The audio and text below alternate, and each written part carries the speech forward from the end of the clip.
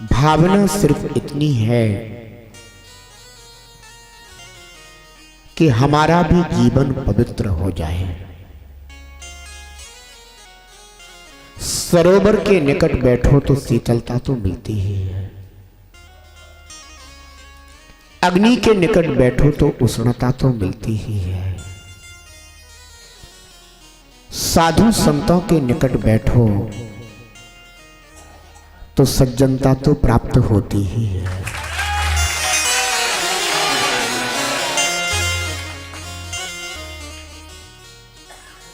मैंने परसों प्रातःकालीन प्रवचन में एक बात कही थी कि हमारे मनुष्य जीवन में, इस मनुष्य शरीर में ऐसा कौन सा अंग है जिसके विषय में हम सोचते हो कि हमारे इस अंग की हानि हो जाए। है क्या कोई? बोलो, है क्या? जोर से बोलो। नहीं है। हमारे इस शरीर में जितने भी अंग प्रत्यंग हैं, हम हमेशा यह भावना करते हैं कि हमारे हर अंग प्रत्यंग स्वस्थ रहे।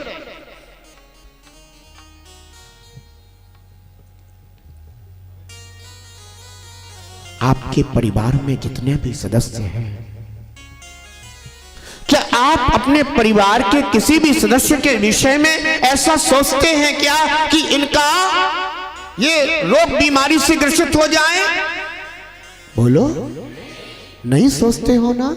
हमेशा आपके हृदय से यह पवित्र भावना निकलती है कि हे प्रभु, मैं भी स्वस्थ रहूं, मेरे परिवार में सभी स्वस्थ रहें, मेरे नगरवासी स्वस्थ रहें, और इस धरा पर जितने भी जीव हैं सभी जीव स्वस्थ रहें।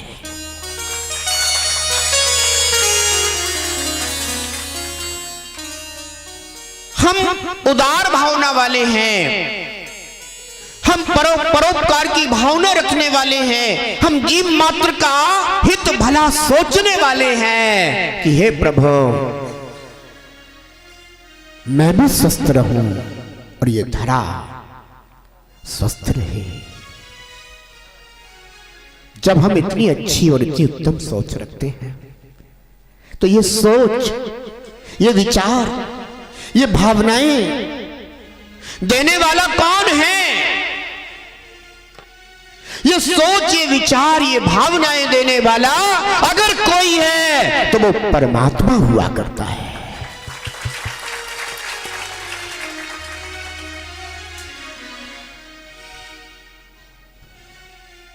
परमात्मा ने हमें ये शुद्ध विचार दिए हैं, परमात्मा ने हमें ये शुद्ध भावनाएं दी हैं, परमात्मा ने हमें ये शुद्ध चिंतन दिया है कि बेटा तुम ऐसे शुद्ध विचार रखो, ऐसी शुद्ध भावनाएं रखो, और इन शुद्ध विचार, इस शुद्ध भावनाओं को, इस शुद्ध चिंतन को प्रेषित करते रहो, क्योंकि हम जैसा सोचते हैं हम वैसे ही बन जाते हैं। जो जैसा सोचता है वह वैसा ही बन जाता है। तो क्यों ना हम अच्छा सोचें अपने लिए, अपनों के लिए, अपने मित्रों के लिए, अपने साथियों के लिए, अपने नगरवासियों के लिए, और अपने इस राष्ट्र, अपने देश के लिए, और अपने प्राणी मात्र के लिए। क्योंकि हम जिस समय जैसा सोच रहे होते हैं, हमारे आसपास, हमारे चारों तरफ वैसा ही आभा मंडल निर्मित हो जाता है। आपने देखा होगा, महापुरुषों के चित्रों को देखा होगा आप लोगों ने। महापुरुषों के जो चित्र होते हैं, उनके चित्र में उनके सिर के, मस्तिष्क के चारों तरफ एक पीला पीला आभा मंडल दिखाई देता है। वो क्या है? वह पीला पीला जो बना हुआ है वह क्या है? ये उनके शुभ विचार, शुद्ध चिंतन से जो निकलने वाला तेज है, जिसको अपन कहते हैं आभा मंडल, जिसको इंग्लिश में कहते हैं ऑरा, वह आभा मंडल, वह तेज अपने शरीर के चारों तरफ निर्मित हो जाता है। और हम जितना दूर तक सोचते हैं, जिसके विषय में सोचते हैं, धीरे धीरे अपना वह आभा मंडल उस व्यक्ति तक पहुंचने के लिए आगे बढ़ने लग जाता है। इसीलिए अपन सब जीवों के कल्याण की बात सोचते हैं कि हे परमात्मा, मेरा यह तेज, मेरा यह आभा मंडल जीव मात्र तक पहुंचे, सबका कल्याण हो प्रभु। परंतु कुछ हमें भी सोचना होगा। आप स्वयं विचार कीजिएगा, आपने इतना अच्छा शरीर पाया, मनुष्य शरीर पाया, स्वस्थ शरीर पाया, और आप अपने शरीर को कभी भी अस्वस्थ नहीं देखना चाहते हैं। आप अपने परिवार में किसी भी सदस्य को कभी अस्वस्थ नहीं देखना चाहते हैं, और आप बड़े ही मन से भगवान की भक्ति करते हैं। उनके अगर आप भक्ति के शब्द ना भी हो आपके पास, तो कम से कम उनके नाम का स्मरण तो कर ही लेते हैं।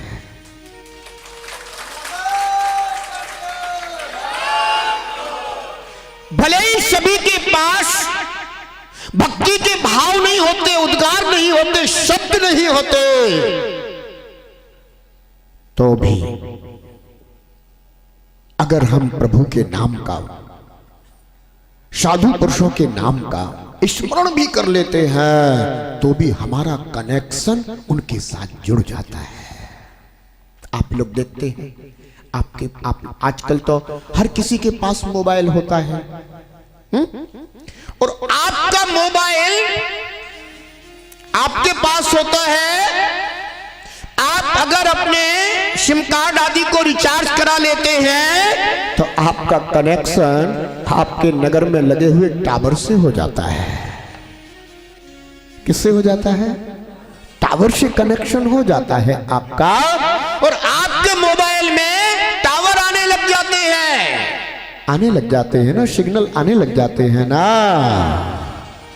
आपने कनेक्शन जोड़ा तो आपका कनेक्शन जुड़ गया। भले ही आप यहां हो, मोबाइल आपकी जेब में है, फिर भी आपका कनेक्शन है। पर कनेक्शन कैसे जुड़ गया? कोई तार तो दिखाई नहीं देता। अरे भले भैया तार दिखाई ना दे, लेकिन फिर भी हमारा कनेक्शन हो गया है। ऐसे ही भले ही हमारा भगवान हमें दिखाई ना देता हो, हमें परमात्मा नजर ना आता हो, लेकिन अगर हमने परमात्मा को इस शरीर रूपी मोबाइल से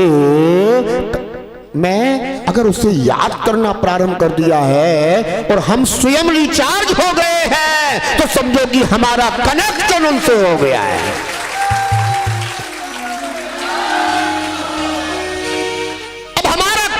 अगर उनसे हो गया है तो ये समझिए कि आपके मोबाइल में जो जैसे जिस चीज से वो कनेक्ट होता है, वो चीजें आपके मोबाइल में दिखाई देने लग जाती हैं। हमारा कनेक्शन अगर परमात्मा से हो जाता है, तो परमात्मा जो सद्गुण, सद्विचार, सच्चिंतन, जो सज्जीवन की प्रेरणा हमें देना चाहते हैं, हमारा कनेक्शन उनसे जुड़ जाता है और वो चीजें हमें प्राप्त होने लग जाती हैं।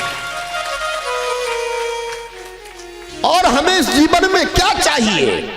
बस यही तो चाहिए कि हमारा कनेक्शन परमात्मा से जुड़ा रहे, और परमात्मा का टावर अगर इस धरती पर कोई है तो वो सद्गुरु हुआ करते हैं।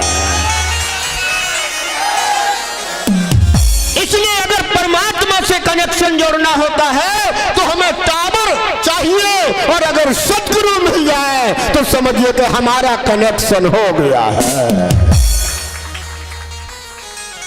ध्यान रखना बंधुओं, ये मनुष्य जीवन है, बड़ा सर्वोत्तम जीवन माना जाता है। सबसे श्रेष्ठ योनि अगर कोई मानी गई है तो बंधुओं ये मनुष्य योनि मानी गई है। इसलिए हमें तन मन मस्तिष्क इन तीनों को स्वस्थ रखने की आवश्यकता है। आप देखिएगा कि यदि एक कागज होता है जो बिल्कुल कोरा कागज होता है, बिल्कुल कोरा कागज, कोरा कागज देखा है आप लोगों ने? बहुत धीमा बोलते हो। शाम का भोजन हुआ था कि नहीं हुआ था भाई? कोरा कागज आप लोगों ने देखा होगा। अगर वह कागज कोरा रहता है तो आप उसको कोई महत्व नहीं देते, क्योंकि कागज कैसा है? कोरा है। एक गीत है कि मेरा जीवन कोरा कागज कोरा ही रह गया, मेरा जीवन कोरा कागज कोरा ही रह गया। पर मैं आपसे कहना चाहता हूं कि आपका जीवन कोरे कागज की तरह नहीं होना चाहिए। जैसे कोरा कागज होता है, उस कोरे कागज के ऊपर अगर कुछ भी अंकित ना हो तो उसकी कोई वैल्यू नहीं होती, उसका कोई महत्व नहीं होता। वह कहीं भी पड़ा रहे तो भी कोई किसी को किसी प्रकार की मन में खेद चिन्हता नहीं होती। लेकिन अगर उसी कोरे कागज पर कोई धर्म शास्त्र प्रिंट करा दिया जाए तो वह कागज भी कितना पवित्र और पूज्य हो जाया करता है।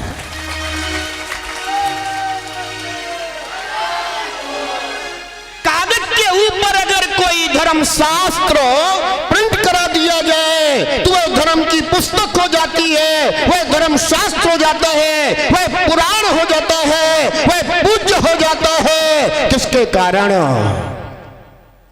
किसके कारण? किसके कारण? क्योंकि उसके ऊपर धर्म शास्त्र प्रिंट हो गया है, उसके ऊपर परमात्मा का नाम प्रिंट हो गया है, इसलिए वह पवित्र हो गया है। मेरे भाइयों, तुम जिस मुख से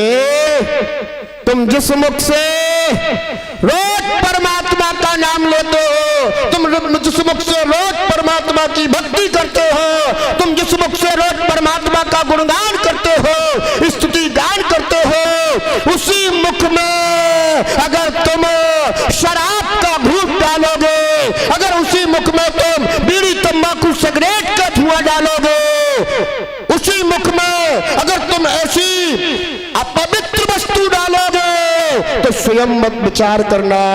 जब एक कागज पवित्र हो सकता है तो तुम्हारा यह मुख भी तो कितना पवित्र हो गया। जब एक कागज इतना पवित्र हो सकता है तो जिस मुख से हम परमात्मा का सतत नाम स्मरण किया करते हैं, वह मुख हमारा कितना पवित्र हो गया।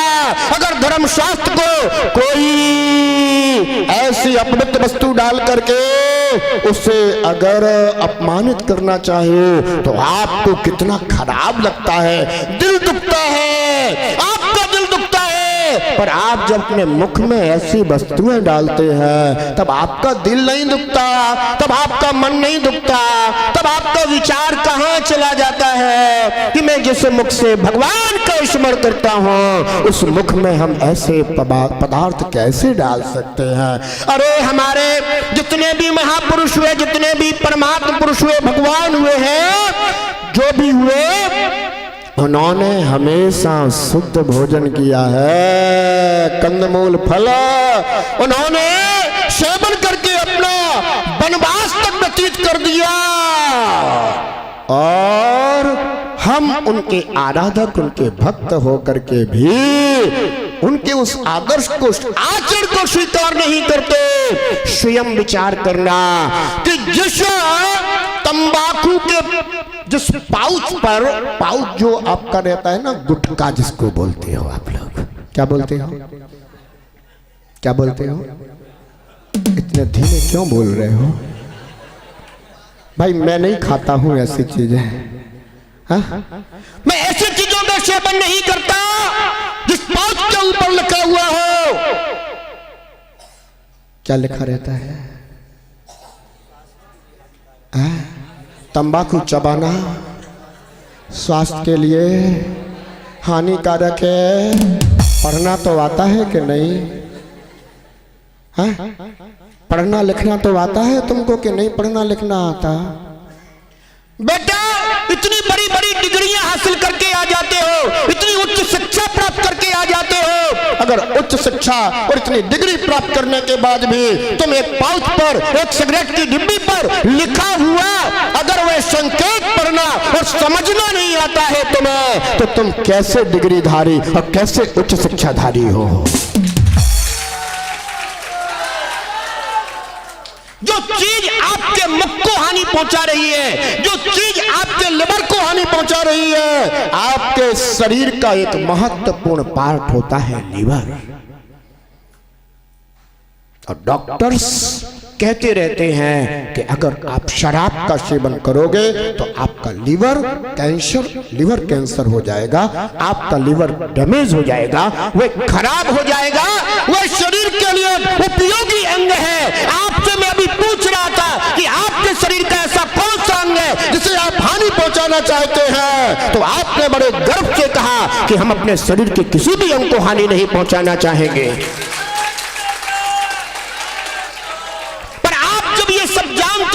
साफ स्पष्ट लिखा हुआ है, उस पर चित्र तक बने हुए हैं। गुटखा आदि के कई पाउच पर तो चित्र तक बने रहते हैं कि अगर आप इसको खाएंगे तो आप भी ऐसे हो जाएंगे। फिर भी आप बड़े चाव से, बड़े गर्व के साथ कि हम भी ऐसे होना चाहते हैं, बड़े गर्व के साथ। अरे भाई, दूसरे के साथ दुर्घटना घट जाए तो बड़ी ही सांत्वना के वचन बोलते हो, बेचारे के साथ ऐसा हो गया। पर बेचारे वो ही नहीं है। अगर तुम भी नहीं संभले, तुम भी नहीं सुधरे, तुमने भी विवेक जागृत नहीं किया, तो कल तुम्हारे लिए भी कोई कहेगा बेचारे के साथ ऐसा हो गया।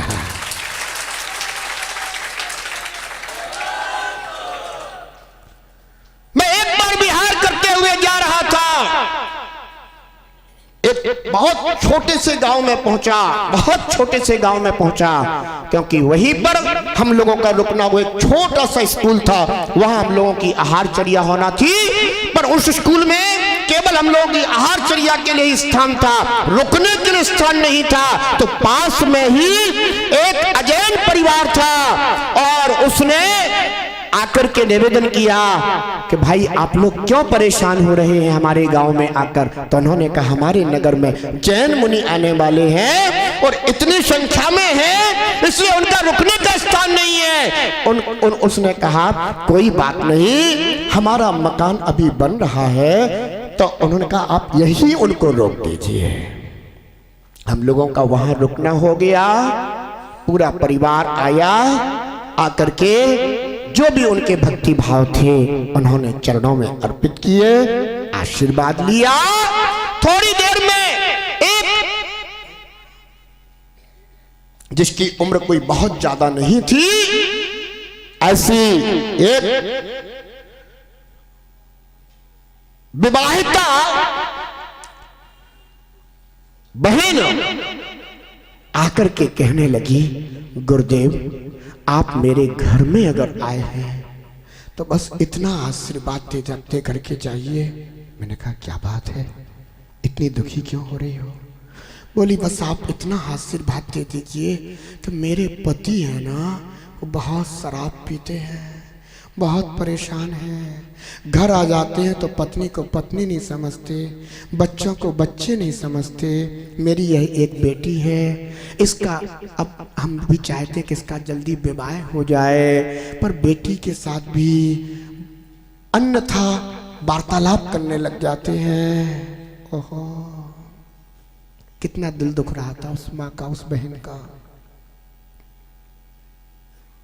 स्वयं विचार करना, स्वयं चिंतन करना कि जब आप ऐसा कर अपने घर आकर के अगर ऐसी वस्तुओं का सेवन करके आप अपने घर में आते हैं, आपका मस्तिष्क खराब हो जाता है। सोचने विचारने की क्षमता नहीं रहती, सोचने विचारने की शक्ति नहीं रहती। बहू है या बेटी है, माँ है, कौन है, ख्याल नहीं रहता।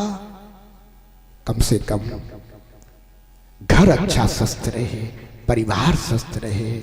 एक परिवार अगर घर में अस्वस्थ हो जाता है तो सोचो कितनी मेहनत से तुम धन कमाते हो, 2 पैसे कमाते हो, किसके लिए?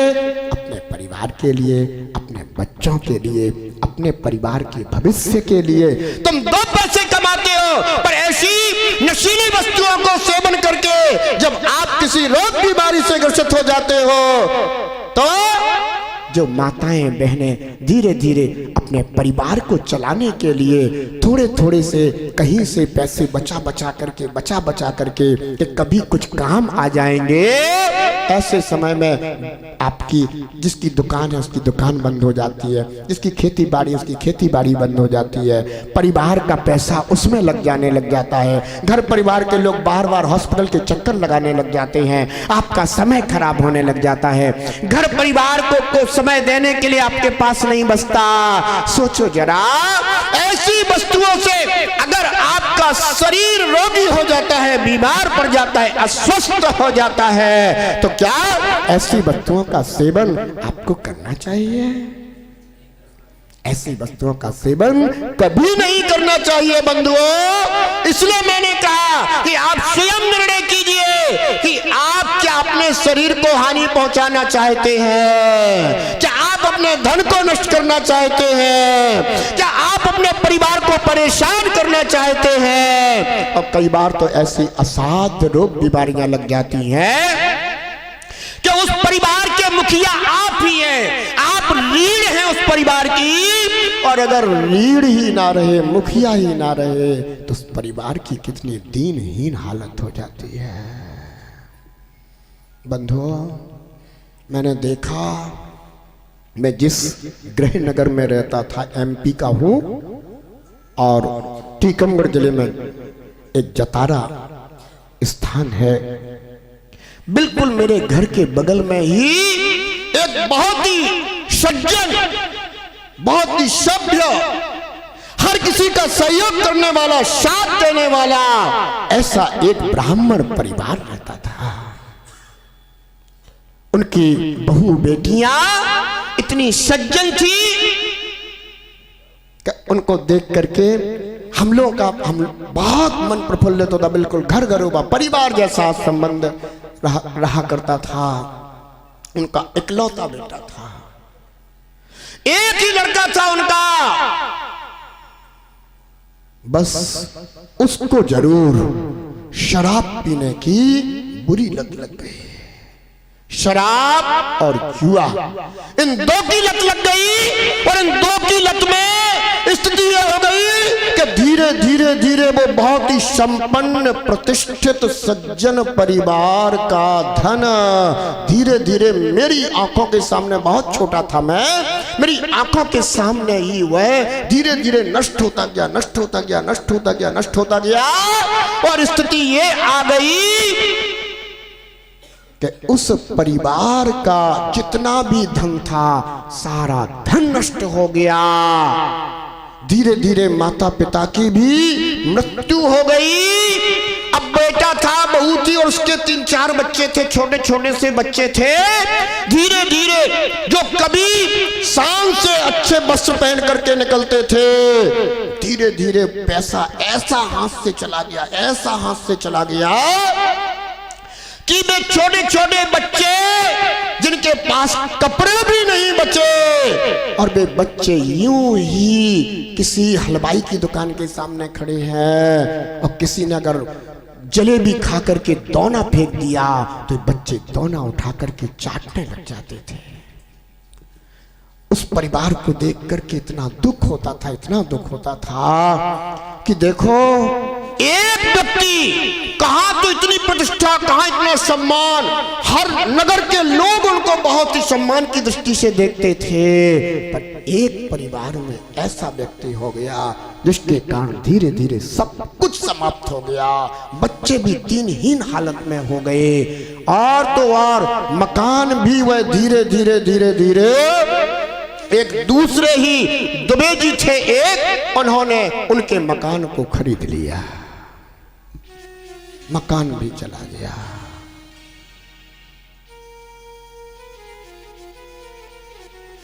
बहुत दुख हुआ। किसके कारण?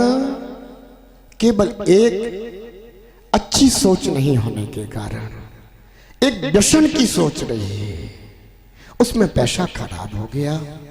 बंधुओं, इतना सुंदर शरीर मिला है, ये किसके लिए मिला? ये भगवान की भक्ति, भगवान का जाप, मंत्र जाप, स्तुति गुणगान करने के लिए मिला है। और अगर आप गृहस्थ जीवन में हैं,